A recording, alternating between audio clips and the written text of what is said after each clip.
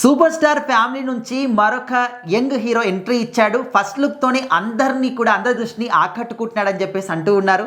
మరి ఆ హీరో ఎవరు? తన సినిమా ఏంటి? సో ఘట్టమనేని ఫ్యామిలీ నుంచి మనందరికి తెలుసు సూపర్ స్టార్ కృష్ణ గారు, మహేష్ బాబు గారు, రమేష్ బాబు గారు వీళ్ళంతా ఎంత బాగా అలరించారు. మహేష్ బాబు గారు ఈ రోజుకి టాప్ స్టార్గా నిలిచారనమాట.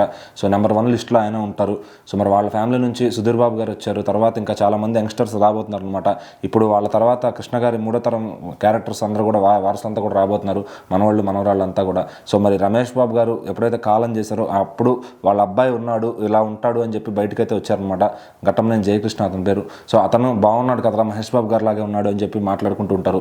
అలాగే సుధీర్ బాబు గారు వాళ్ళ అబ్బాయి కూడా బాగున్నాడు, ఆ రకంగా మాట్లాడుకుంటుంటారు అనమాట. మరి ఇప్పుడైతే ఈయన ఫస్ట్ సినిమా ఘట్టమనేని రమేష్ బాబు గారు ఎవరైతే ఉన్నారో, మహేష్ బాబు గారు అన్నయ్య, వాళ్ళ అబ్బాయి ఫస్ట్ సినిమా అయితే డైరెక్టర్ అజయ్ భూపతి గారు శ్రీనివాస మంగాపురం అని టైటిల్ పెట్టి దాని ఫస్ట్ లుక్ అయితే రిలీజ్ చేశారనమాట. ఆల్రెడీ అజయ్ భూపతి గారు ఎట్లా RX100, మంగళవారం లాంటి సినిమాల్ని ఎంత బ్లాక్ బస్టర్ చేశారు అందరూ తెలిసిందే. సో మరి ఆయన డైరెక్షన్లో ఫస్ట్ ఇలాంటి సినిమా ఒప్పుకున్నారు.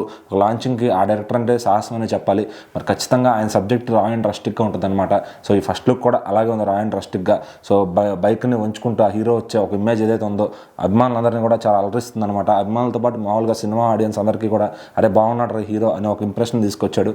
సో అదే ఈ విధంగా ఈ సినిమా కూడా త్వరలోనే రిలీజ్కి ముస్తాబవుతుంది అనమాట. షూటింగ్ ఆల్మోస్ట్ తుద్దశకు చేరుకుందని తెలుస్తుంది. సో మరి మొత్తం కూడా అంతా ప్లాన్ చేసుకుని ఈ సినిమా కంటెంట్, టీజర్, పాటలు అన్నీ బాగుంటాయని చెప్పి మాట్లాడుకుంటూ ఉన్నారు. సో మరి నిన్న కృష్ణ గారిది విగ్రహం విజయవాడలో లాంచ్ చేసినప్పుడు ఈయన కూడా గెస్ట్గా వెళ్ళారనమాట.